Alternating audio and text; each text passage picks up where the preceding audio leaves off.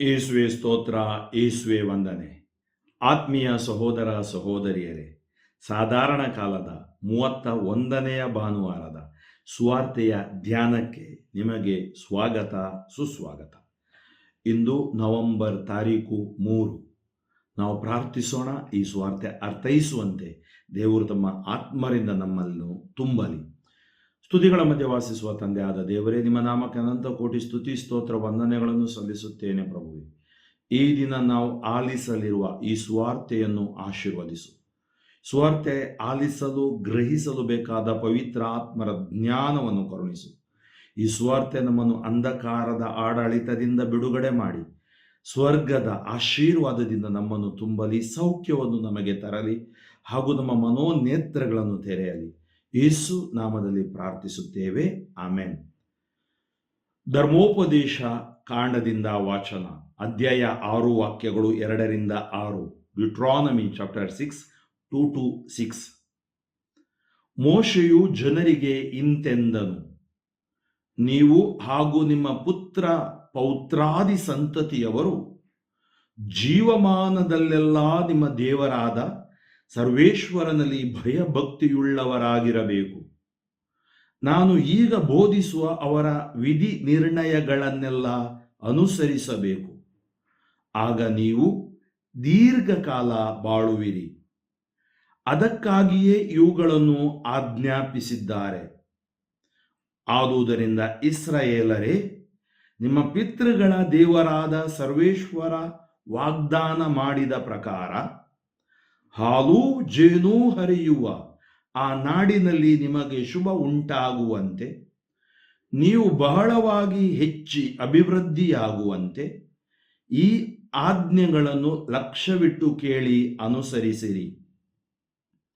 ಇಸ್ರಾಯೇಲ್ ಜನಾಂಗವೇ ಕೇಳು, ನಿನ್ನ ದೇವರಾದ ಸರ್ವೇಶ್ವರ ಸ್ವಾಮಿ ಒಬ್ಬರೇ ದೇವರು. ನಿನ್ನ ಪೂರ್ಣ ಹೃದಯದಿಂದ, ಪೂರ್ಣ ಪ್ರಾಣದಿಂದ, ಪೂರ್ಣ ಶಕ್ತಿಯಿಂದ ನಿನ್ನ ದೇವರಾದ ಸರ್ವೇಶ್ವರನನ್ನು ಪ್ರೀತಿಸು. ಈ ದಿನ ನಾನು ನಿನಗೆ ತಿಳಿಸುವ ಮಾತುಗಳು ನಿಮ್ಮ ಹೃದಯದಲ್ಲಿ ನಾಟಿರಲಿ.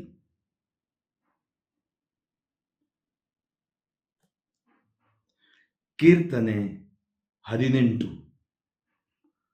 ಪ್ರಭು, ಶಾಶ್ವತವಾಗಿಸು ನಿನ್ನ ಅಚಲ ಪ್ರೀತಿಯನ್ನು.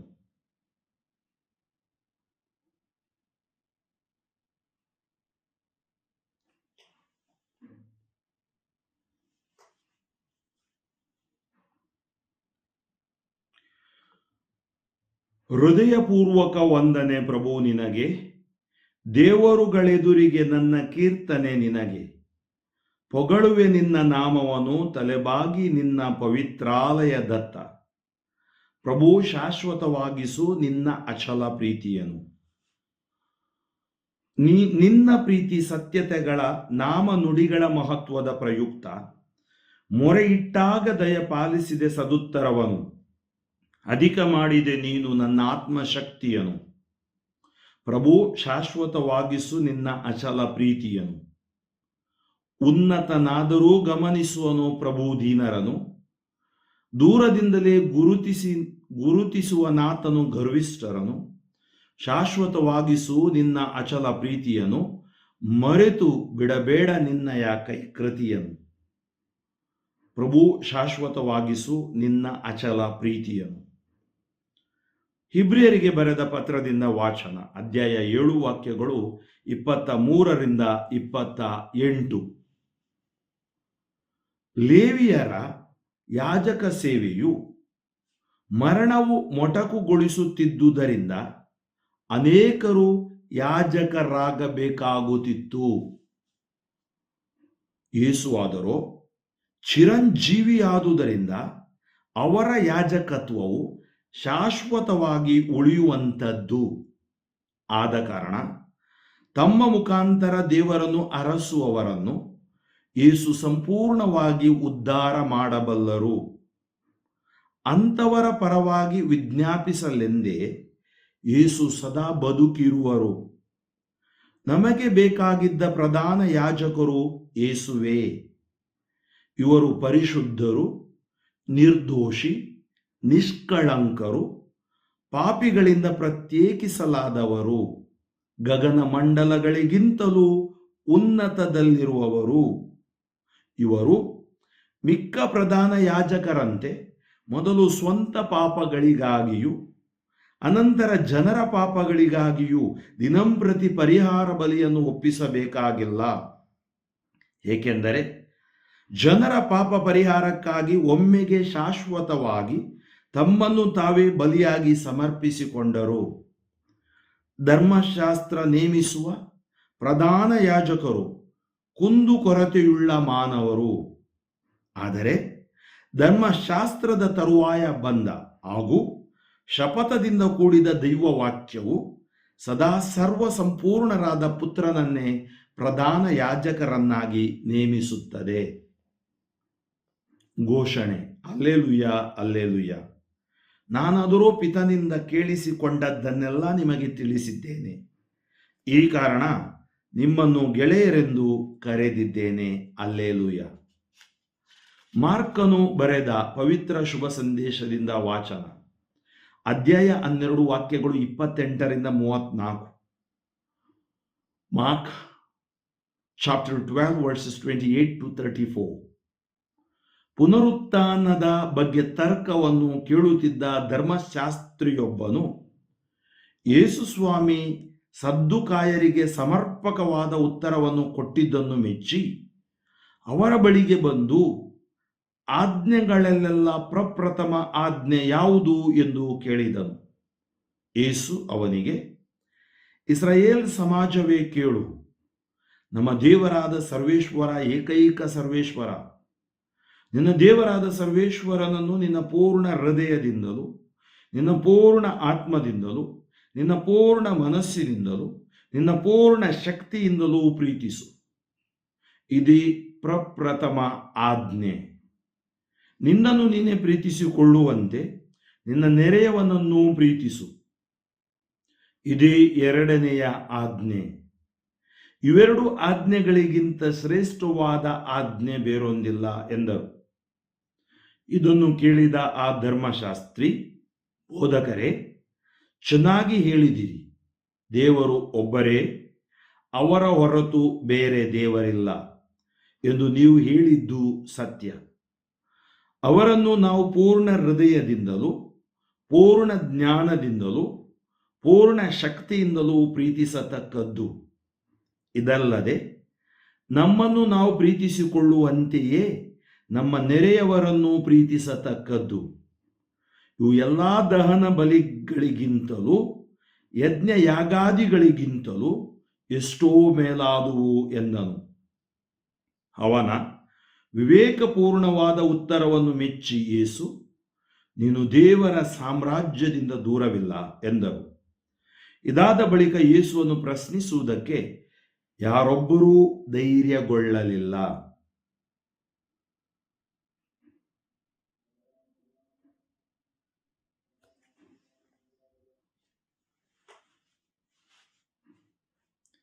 ಪ್ರಭು ಯೇಸುವಿನಲ್ಲಿ ಆತ್ಮೀಯ ಸಹೋದರ ಸಹೋದರಿಯರೇ, ಇಂದಿನ ಈ ವಾಚನಗಳನ್ನು ನಾವು ಧ್ಯಾನಿಸುತ್ತಿರುವಾಗ ನಮಗೆ ಗೋಚರಿಸುವ ಧ್ಯಾನಕ್ಕೆ ಅತಿ ಮುಖ್ಯವಾದ ಅಥವಾ ಪ್ರಮುಖ ವಿಷಯ ನೆರೆಯವನ ಪ್ರೀತಿ, ದೇವರ ಪ್ರೀತಿ. ಪ್ರೀತಿಯ ಬಗ್ಗೆ ನಾವು ಅನೇಕ ವಿಧವಾದ ವ್ಯಾಖ್ಯಾನಗಳನ್ನು ಈ ಲೋಕದಲ್ಲಿ ಮಾಡ್ತೀವಿ. ಆದರೆ ದೇವರ ಪ್ರೀತಿಯ ವ್ಯಾಖ್ಯಾನ ಮಾಡುವುದಾದರೆ ಪ್ರಭು ಯೇಸುವನ್ನು ನಾವು ನೋಡಬೇಕು, ಶಿಲುಬೆಯನ್ನು ನಾವು ನೋಡಬೇಕು. ಅದು ದೇವರ ಪ್ರೀತಿ. ಇವತ್ತು ಮೊದಲನೇ ವಾಚನದಲ್ಲಿ ನಾವು ಆಲಿಸ್ತಾ ಇದ್ದೀವಿ, ಮೋಶೆಯು ಜನರಿಗೆ ಹೇಳ್ತಾ ಇದ್ದಾನೆ, ನೀವು ಹಾಗೂ ನಿಮ್ಮ ಪುತ್ರ ಪೌತ್ರಾದಿ ಸಂತತಿಯವರು ಜೀವಮಾನದಲ್ಲೆಲ್ಲ ನಿಮ್ಮ ದೇವರಾದ ಸರ್ವೇಶ್ವರನಲ್ಲಿ ಭಯಭಕ್ತಿಯುಳ್ಳವರಾಗಿರಬೇಕು. ನೋಡಿ, ದೇವರಲ್ಲಿ ಭಯಭಕ್ತಿ.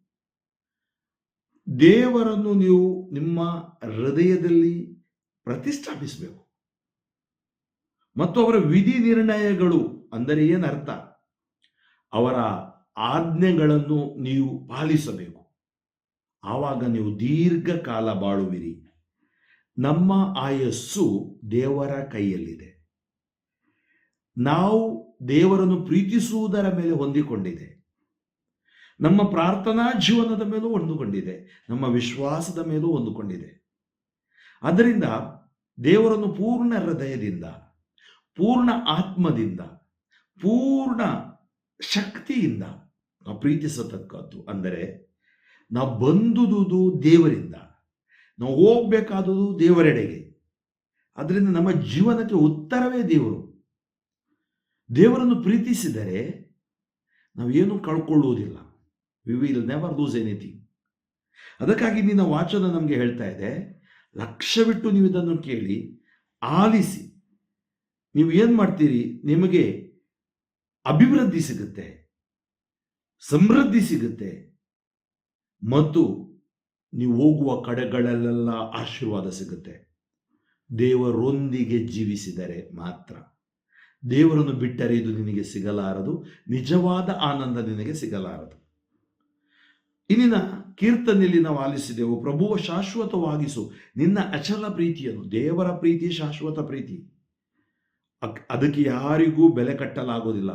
ಇನ್ನೊಂದು ಆಂಗ್ಲ ಭಾಷೆಯಲ್ಲಿ ಹೇಳುವುದಾದರೆ ಬಿಯಾಂಡ್ ದ ಬಾರ್ಡರ್ಸ್. ಅದಕ್ಕೆ ಗಡಿಗಳಿಲ್ಲ, ಎಲ್ಲೆಗಳಿಲ್ಲ. ಅದು ಎಲ್ಲೆಗಳನ್ನು ಮೀರಿದ ಪ್ರೀತಿ, ಅತಿಶಯ ಪ್ರೀತಿ, ಅತಿ ಶ್ರೇಷ್ಠವಾದ ಪ್ರೀತಿ, ಯಾವುದೇ ತರಹದ ಕಟ್ಟುಪಾಡುಗಳಿಲ್ಲದ ಪ್ರೀತಿ. ಅದಕ್ಕಾಗಿ ಆ ದೇವರ ವರ್ಣಿಸಲು ಅಸಾಧ್ಯವಾದ ಪ್ರೀತಿ. ನಾವು ಯಾವಾಗ ಅವರ ಪ್ರೀತಿಯಿಂದ ತುಂಬಲ್ಪಡ್ತೀವೋ ನಮ್ಮ ಒಳಗಡಿರುವ ಪಾಪಗಳು ದೂರ ಹೋಗ್ತವೆ, ಬಲಹೀನತೆಗಳು ದೂರ ಹೋಗ್ತವೆ, ನಕಾರಾತ್ಮಕತೆಗಳು ದೂರ ಹೋಗ್ತವೆ.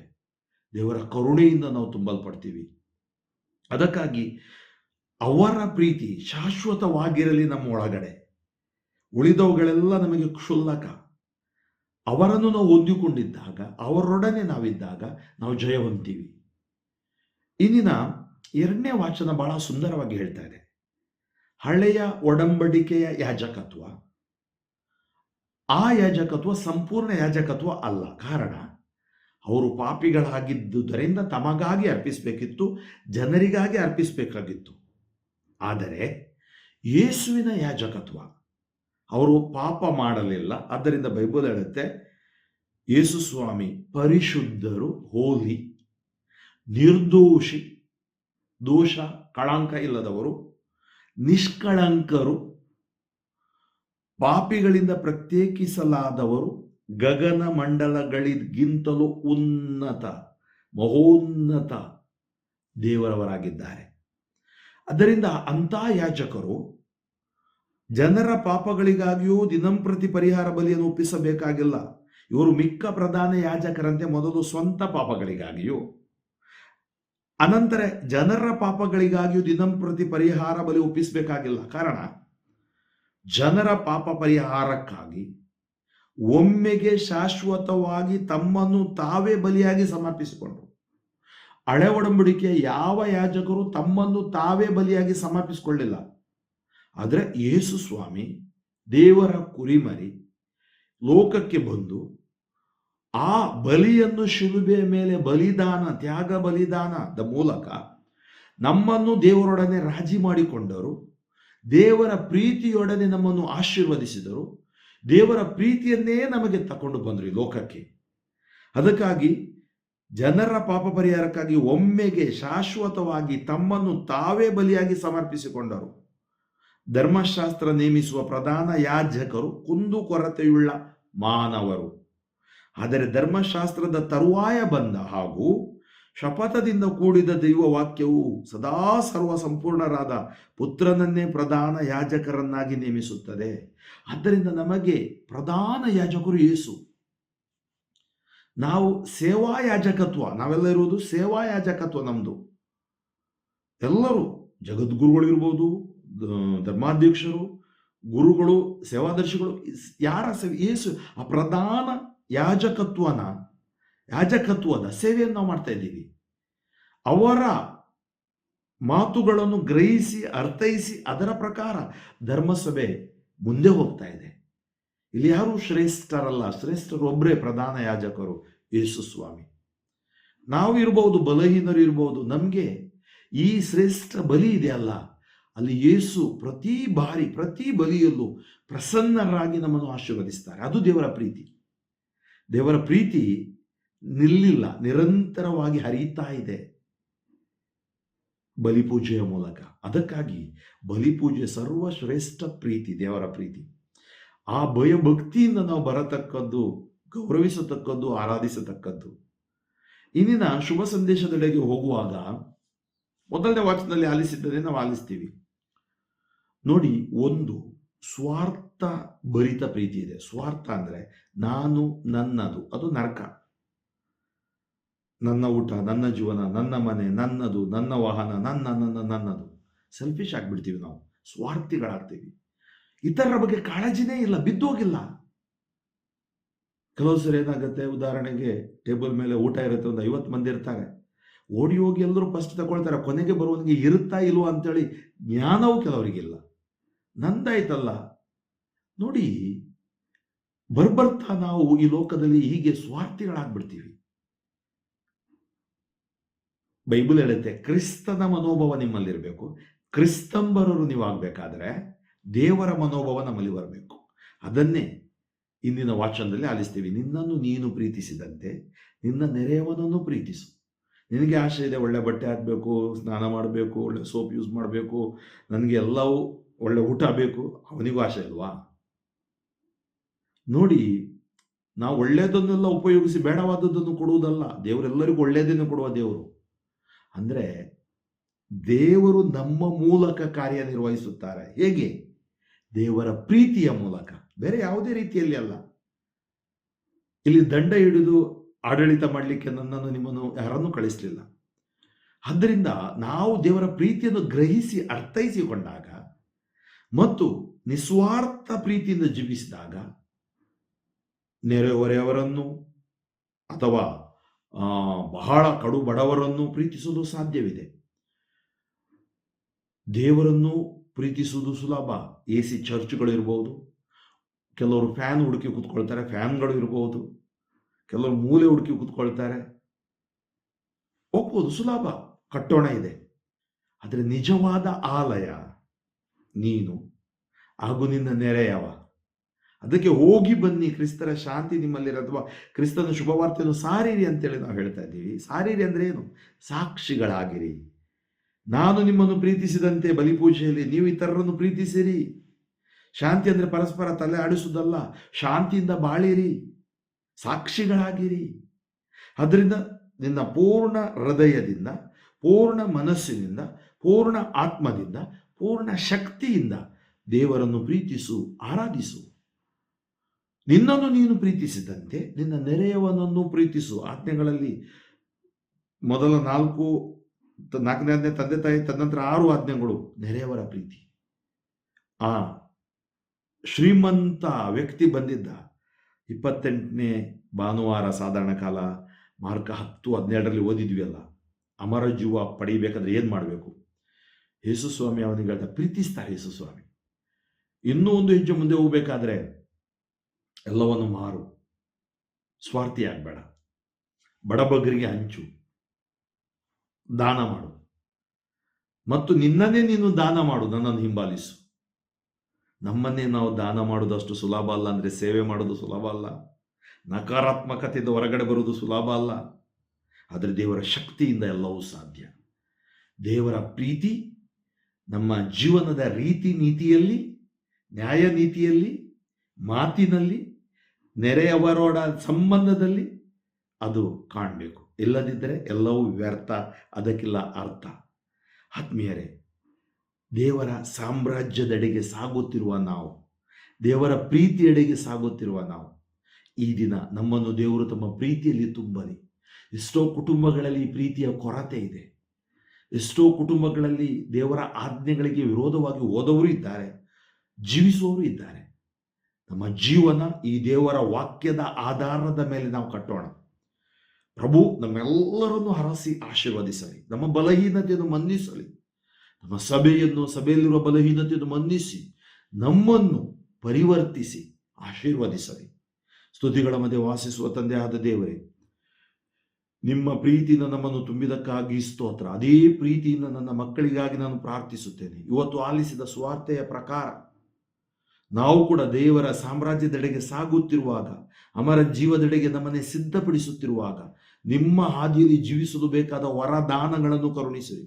ಎಲ್ಲ ಕೇಡುಗಳಿಂದ ನಮ್ಮನ್ನು ರಕ್ಷಿಸಿರಿ. ಅಂಧಕಾರ ಶಕ್ತಿಗಳು, ಬಂಧನಗಳು, ರೋಗ ರುಜಿನಗಳು ಯೇಸು ನಾಮದಲ್ಲಿ ಬಿಟ್ಟು ಸುಟ್ಟು ಬೂದಿಯಾಗಲಿ. ನಿಮ್ಮಿಂದ ದೂರ ಹೋದವರು ಯೇಸುವೇ ನಿಮ್ಮ ಕೃಪೆಯಿಂದ ವಾಪಸ್ ಬರುವಂತಾಗಲಿ, ನಿಮಗೆ ಸಾಕ್ಷಿಗಳಾಗುವಂತಾಗಲಿ. ಯೇಸು ನಾಮದಲ್ಲಿ ನಿಮಗೆ ಜಯ, ಬಿಡುಗಡೆ, ಸೌಖ್ಯ, ಸ್ವಸ್ಥತೆ ಘೋಷಿಸಿ ಪ್ರಾರ್ಥಿಸುತ್ತೇನೆ, ಜೀವವುಳ್ಳ ತಂದೆಯೇ, ಆಮೆನ್. ಸರ್ವಶಕ್ತ ದೇವರಾದ ಪಿತಾಸುತ ಪರಿಶುದ್ಧಾತ್ಮರು ನಿಮ್ಮನ್ನು ಆಶೀರ್ವದಿಸಲಿ, amen. Father Franklin D'Souza, Shivamogga ಧರ್ಮಕ್ಷೇತ್ರ. ನನ್ನ ಸ್ವಾರ್ಥ ಸೇವೆ, ಯುವ ಸೇವೆಗಾಗಿಯೂ ಪ್ರಾರ್ಥಿಸಿರಿ ಮತ್ತು ಈ ಸುವಾರ್ತೆಯನ್ನು ಆದಷ್ಟು ಮಂದಿಯೊಡನೆ ಹಂಚಿಕೊಳ್ಳಿರಿ, ಆಮೆನ್.